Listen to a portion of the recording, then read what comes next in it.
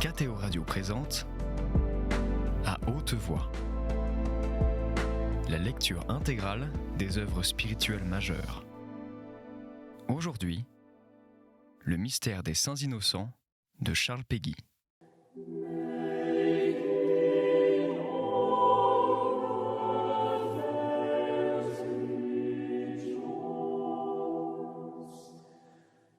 Ainsi marche l'Ancien Testament devant le Nouveau Testament. Ainsi les histoires marchent devant les similitudes, et les hymnes et les prières et les psaumes devant les hymnes et les prières et les oraisons, et la lente et la longue lignée des prophètes devant les bataillons serrés, devant les bataillons carrés des saints. Ainsi marche le gouvernement des biens de ce monde, avant le gouvernement des biens qui ne sont pas de ce monde. Ainsi marche le commandement charnel avant le commandement spirituel. Ainsi, le royaume temporel marche avant le royaume éternel. Et ainsi les tentes du peuple d'Israël se sont plantées dans le désert des siècles et des siècles avant que les basiliques, avant que les églises, avant que les cathédrales ne soient plantées au sol de France. Et dans l'Ancien Testament, il s'agit d'emplir des sacs de blé. Il y a toujours une pensée sur les sacs de blé. Et après ça, il s'agit, dans l'Ancien Testament, ces sacs pleins, il s'agit de les empiler dans les greniers à blé. Mais dans le Nouveau Testament, il s'agit de bien autres sacs et de bien autres greniers. Il s'agit, dans le Nouveau Testament, ce sont des sacs de misère, des sacs d'épreuve, des sacs de misère, et des sacs à mettre les vertus et les mérites et les grâces que l'on a récoltées comme on a pu pour les années de disette. Et ce sont enfin les greniers éternels. Et dans l'Ancien Testament, c'est le Père qui finit par venir trouver son Fils et qui le retrouve plein de gloire, tout vêtu. Mais dans le Nouveau Testament, c'est le Fils, tout nu, qui finit par venir trouver son Père. Ainsi l'Ancien Testament est l'appariteur et le fourrier et le préparateur et l'annonciateur du Nouveau Testament. C'est lui qui prépare les voies. C'est lui qui fait sa maison, c'est l'Ancien Testament qui fait le désert, la longue voie temporelle, c'est l'Ancien Testament qui patiemment bâtit la maison temporelle. Voici, j'envoie mon ange devant ta face, qui préparera ton chemin devant toi. Et aussi, l'Ancien Testament est comme une image qui marche devant le Nouveau Testament. Et comme une image, en même temps, il est très fidèle et en même temps, il est à l'envers. Il est contraire. Ainsi est l'histoire sainte. Le testament charnel est une histoire, une image du testament spirituel. L'Ancien Testament temporel est une image du Nouveau Testament éternel. Et dans le Nouveau Testament, s'il s'agit de gloire, il s'agit d'une gloire qui ne se ramasse guère sur les trônes, excepté Saint-Louis et le trône de France.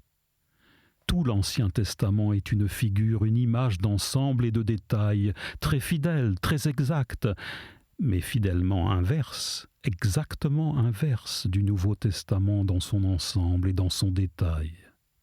Dans l'Ancien Testament, la création est au seuil, au commencement, qui est le commencement du monde. Et dans le Nouveau Testament, le jugement est à la fin. Le jugement qui est proprement le contraire de la création, le pied opposé qui est proprement une contre-création. Car dans la création, j'ai fait le monde temporel, et dans le jugement, je le défais. Ainsi, le jugement est proprement le contraire et ce qui balance la création, ce que l'on peut mettre, ce qui est en face de la création. J'ai découpé le temps dans l'éternité, dit Dieu. Le temps est le monde du temps. La création fut le commencement, et le jugement sera la fin du temps, du monde de temps. C'est exactement une symétrie, un balancement. Ce que j'ai ouvert, je le fermerai. Le jour de la création, les 6 jours, J'ai ouvert un certain monde. On le connaît du reste. On le sait, on en a assez parlé. Enfin, la première heure du premier des 6 jours de la création, j'ai commencé une certaine histoire. Et le jour du jugement, je la fermerai. Or, tout l'Ancien Testament part de ce jugement que je fis de créer.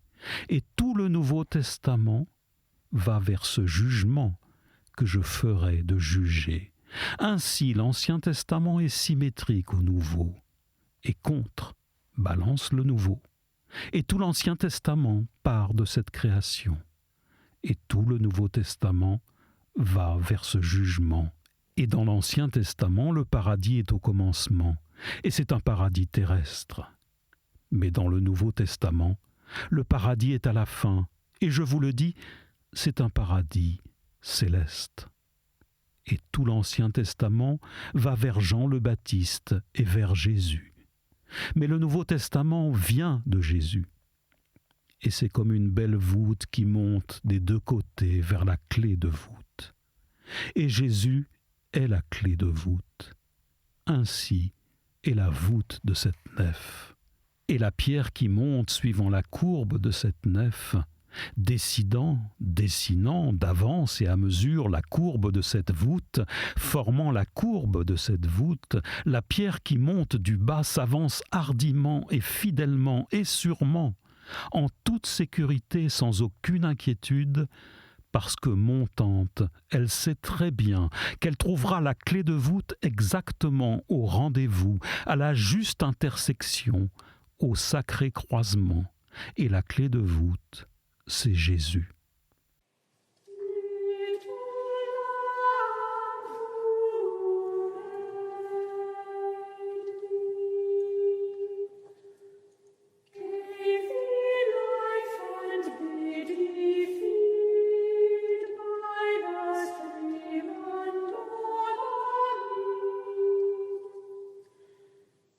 Et ensemble, toute la voûte soutient et porte et hausse et maintient la clé, comme une énorme épaule ronde qui sans coup soutiendrait une seule tête, mais la clé seule, la clé qui parachève, seule aussi ensemble est ce qui soutient seul la voûte et le tout. Et la dernière pierre avant la clé est Jean le Baptiste. Mais la première pierre après la clé est Pierre, le fondateur. Tu es Pierre, et sur cette pierre. Et il fut crucifié la tête en bas, c'est-à-dire en redescendant. Et comme la pierre est quadrangulaire, il y a les 4 angles et les 4 lignes du carré. Et l'on dit, selon Matthieu, selon Marc, selon Luc, selon Jean, c'est-à-dire en suivant la ligne de Matthieu, en suivant la ligne de Marc, en suivant la ligne de Luc et en suivant la ligne de Jean. Et aux 4 coins sont assis le jeune homme, le lion, le taureau et l'aigle, car l'Église est quadrangulaire, comme elle est lapidaire étant fondée sur le quadrangulaire Pierre. Et encore l'Ancien Testament est tout linéaire. C'est une grêle ligne des prophètes. Et les prophètes y viennent l'un après l'autre, comme les peupliers viennent l'un après l'autre dans cette belle lignée. Dans cette belle avenue de peupliers. Et tout l'Ancien Testament, c'est cette longue avenue de peupliers, venue des profondeurs de la plaine et marchant droit sur la plaine. Cette longue avenue, cette longue lignée fidèle, sans largeur, les peupliers y sont placés l'un après l'autre, les prophètes y sont placés l'un après l'autre, sur la rangée double. Venante, sortie, venue des profondeurs de l'horizon, la noble allée, la fidèle, la directe allée droite, linéaire, droite l'avenue s'avance sur la plaine droite, car elle sait où elle va. Et elle ne va pas moins que directement, elle va droit au seuil du château. Et elle conduit, et elle amène, et elle introduit le regard et le pas. Elle seule conduit au seuil, mais elle ne franchit pas le seuil, elle ne passe pas le pas de la porte, elle ne se prolonge pas à l'intérieur du château. Mais le quadrangulaire château du Nouveau Testament s'ouvre à ce seuil et la longue allée de peupliers ne s'y continue pas, mais la cour d'honneur s'y ouvre et les bâtiments du château et le beau perron pour monter et les quadrangulaires murailles, et ainsi le Nouveau Testament a une dimension de plus. Car l'Ancien Testament est une ligne, mais le Nouveau couvre une surface.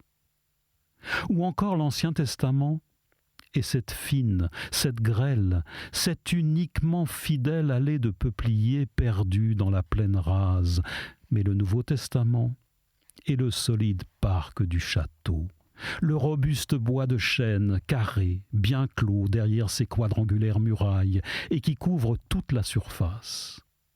Ou encore l'Ancien Testament est cette voûte qui monte en une seule arête, en une seule nervure, et le Nouveau Testament, c'est la même voûte qui retombe, qui redescend en toute une nappe. Et l'arête qui monte part de la terre, et c'est une arête charnelle. Mais cette nappe qui redescend vient de l'esprit, et c'est une nappe spirituelle. Et l'arête et la nervure qui monte part du temps, et est une temporelle arête. Mais la nappe qui redescend vient de l'éternité, et c'est une éternelle nappe. Et la clé de cette mystique voûte, la clé elle-même, charnelle, spirituelle, temporelle, éternelle, c'est Jésus, homme, Dieu. Et la création fut une sorte d'ouverture du temps et de fermeture en quelque sorte de l'éternité. Or, le jugement sera proprement la fermeture du temps et la totale et la définitive réouverture de l'éternité. Ou encore l'Ancien Testament est le lac profond qui reflète la haute forêt. Et la forêt est toute dans le lac, mais elle n'y est pas. Et le lac sombre et le lac profond est enfoncé dans la terre. Et dans le lac, le ciel est au fond. Mais vers le haut, la haute forêt, partant du bord du lac, la haute forêt réelle, hausse une tête réelle, fait monter une sève réelle vers le seul profond ciel réel. On envoie les enfants à l'école, dit Dieu. Je pense que c'est pour oublier le peu qu'ils savent. On ferait mieux d'envoyer les parents à l'école. C'est eux qui en ont besoin. Mais naturellement, il faudrait une école de moi, et non pas une école d'hommes. On croit que les enfants ne savent rien, et que les parents et que les grandes personnes savent quelque chose. Or, je vous le dis, c'est le contraire. C'est toujours le contraire. Ce sont les parents, ce sont les grandes personnes qui ne savent rien, et ce sont les enfants qui savent tout. Car ils savent l'innocence première, qui est tout. Le monde est toujours à l'envers, dit Dieu. Et dans le sens contraire, heureux celui qui resterait comme un enfant, et qui comme un enfant garderait cette innocence première. Mon fils le leur a assez dit, sans aucun détour et sans aucune atténuation, car il parlait net et ferme et clair. Heureux non pas seulement celui qui serait comme un enfant, qui resterait comme un enfant, mais proprement heureux celui qui est un enfant, qui reste un enfant, proprement, précisément l'enfant même qu'il a été, puisque justement, il a été donné à tout homme d'être, puisqu'il est donné à tout homme d'avoir été un jeune enfant laiteux, puisqu'il a été donné à tout homme cette bénédiction, cette grâce unique. Et le royaume du ciel n'est pas à un moindre prix, à un autre prix. Mon fils le leur a assez dit, et en termes assez express. Le royaume du ciel ne sera que pour eux, et il n'y en aura que pour eux. À cette heure-là, s'approchèrent les disciples de Jésus, disant « Qui, penses-tu, est le plus grand dans le royaume des cieux ?» Et appelant Jésus un petit enfant, le plaça au milieu d'eux, et dit « En vérité, je vous le dis, si vous ne vous convertissez point, et ne vous rendez point comme ces petits enfants, vous n'entrerez pas dans le royaume des cieux. Quiconque donc se sera humilié comme ce petit enfant, voilà celui qui est plus grand dans le royaume des cieux. Et celui qui reçoit un tel enfant en mon nom me reçoit. Mais celui qui aura scandalisé un seul de ces tout-petits qui croient en moi, il vaut mieux pour lui qu'on lui pende au cou une meule d'âne et qu'on le jette au profond de la mer.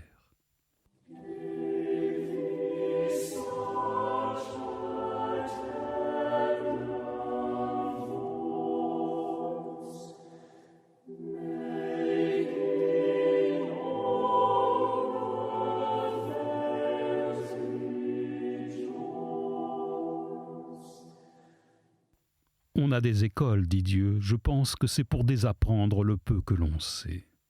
La vie aussi est une école, disent-ils, on y apprend tous les jours. Je la connais, cette vie qui commence au baptême et qui finit à l'extrême-onction. C'est une usure perpétuelle, une constante, une croissante flétrissure. On descend tout le temps. Heureux celui qui peut rester tel que le jour de son baptême et de sa première communion. La vie commence au baptême, dit Dieu. Sera-t-il dit qu'elle finit à la première et non point à la dernière communion? Sera-t-il dit que l'homme finit à sa première communion et non point au viatique, qui est sa dernière communion? Ils s'emplissent d'expérience, disent-ils. Ils gagnent de l'expérience, ils apprennent la vie. De jour en jour, ils amassent de l'expérience. Singulier trésor, dit Dieu. Trésor de vide et de disette, trésor de la disette des 7 années, trésor de vide et de flétrissure et de vieillissement, trésor de rides et d'inquiétude, trésor des années maigres. Accroissez-le, ce trésor, dit Dieu. Dans des greniers vides, vous entasserez des sacs vides d'une Égypte vide. Vous accroissez le trésor de vos peines et de vos misères. Vous acquérez de l'expérience, dites-vous, vous accroissez votre expérience. Vous allez toujours en descendant, dit Dieu. Vous allez toujours en diminuant. Vous allez toujours en perdant. Vous allez toujours en pente. Vous allez toujours en vous flétrissant et en vous ridant et en vieillissant. Et vous ne remonterez jamais cette pente. Ce que vous nommez l'expérience, votre expérience, moi je le nomme la déperdition, la diminution, le décroissement, la perte de l'espérance. Car je le nomme la déperdition prétentieuse, la diminution, le décroissement, la perte de l'innocence, et c'est une dégradation perpétuelle. Or, c'est l'innocence qui est pleine, et c'est l'expérience qui est vide. C'est l'innocence qui gagne, et c'est l'expérience qui perd. C'est l'innocence qui est jeune, et c'est l'expérience qui est vieille. C'est l'innocence qui croît, et c'est l'expérience qui décroît. C'est l'innocence qui naît, et c'est l'expérience qui meurt. C'est l'innocence qui sait, et c'est l'expérience qui ne sait pas. C'est l'enfant qui est plein, et c'est l'homme qui est vide. Vide comme une courge vide, et comme un tonneau vide. Voilà, dit Dieu, ce que j'en fais de votre expérience. Allez, mes enfants, allez à l'école, et vous, hommes, allez à l'école de la vie, allez apprendre à désapprendre. Toute histoire s'est jouée 2 fois, dit Dieu, une fois en juiverie et une fois en chrétiennerie. L'enfant Jésus s'est joué 2 fois. Une fois en Benjamin, et une fois dans l'enfant Jésus. Et l'enfant perdu, et la brebis perdue, et la drachme perdue s'est joué 2 fois. Et la première fois, ce fut dans Joseph. Je suis Joseph, votre frère. Il fallait que cela fût joué, dit Dieu, et 2 fois plutôt qu'une, car il y a dans l'enfance une grâce unique, une entièreté, une premièreté totale. Une origine, un secret, une source, un point d'origine, un commencement pour ainsi dire absolu. Les enfants sont des créatures neuves. eux aussi, eux surtout, eux premiers, ils prennent le ciel de force, rapiunt, ils ravissent. Mais quelle douce violence, et quelle agréable force, et quelle tendresse de force, comme un père endure volontiers. Comme il aime à endurer les violences de cette force, les embrassements de cette tendresse. Pour moi, dit Dieu, je ne connais rien d'aussi beau dans tout le monde qu'un gamin d'enfant qui cause avec le bon Dieu dans le fond d'un jardin et qui fait les demandes et les réponses, c'est plus sûr. Un petit homme qui raconte ses peines au bon Dieu le plus sérieusement du monde et qui se fait lui-même les consolations du bon Dieu. Or, je vous le dis, ces consolations qu'il se fait, elles viennent directement et proprement de moi. Je ne connais rien d'aussi beau dans tout le monde, dit Dieu, qu'un petit joufflu d'enfant, hardi comme un page, timide comme un ange, qui dit 20 fois bonjour, 20 fois bonsoir en sautant, et en riant, et en se jouant. Une fois ne lui suffit pas, il s'en faut, il n'y a pas de danger. Il leur en faut de dire bonjour et bonsoir, ils n'en ont jamais assez. C'est que pour eux, la 20e fois est comme la première. Ils comptent comme moi. C'est ainsi que je compte les heures. Et c'est pour cela que toute l'éternité et que tout le temps est comme un instant dans le creux de ma main. Rien n'est beau comme un enfant qui s'endort en faisant sa prière, dit Dieu. Je vous le dis, rien n'est aussi beau dans le monde. Je n'ai jamais rien vu d'aussi beau dans le monde. Et pourtant j'en ai vu des beautés dans le monde, et je m'y connais. Ma création regorge de beauté, ma création regorge de merveilles. Il y en a tant qu'on ne sait pas où les mettre. J'ai vu des millions et des millions d'astres rouler sous mes pieds comme les sables de la mer. J'ai vu des journées ardentes comme des flammes, des jours d'été, de juin, de juillet et d'août. J'ai vu des soirs d'hiver posés comme un manteau. J'ai vu des soirs d'été calmes et doux comme une tombée de paradis, tout constellé d'étoiles. J'ai vu ces coteaux de la Meuse et ces églises qui sont mes propres maisons. Et Paris, et Reims, et Rouen, et des cathédrales qui sont mes propres palais et mes propres châteaux, si beaux que je les garderai dans le ciel. J'ai vu la capitale du royaume, et Rome, capitale de chrétienté. J'ai entendu chanter la messe et les triomphantes vêpres, et j'ai vu ces plaines et ces vallonnements de France qui sont plus beaux que tout. J'ai vu la profonde mer et la forêt profonde et le cœur profond de l'homme. J'ai vu des cœurs dévorés d'amour pendant des vies entières perdues de charité, brûlant comme des flammes.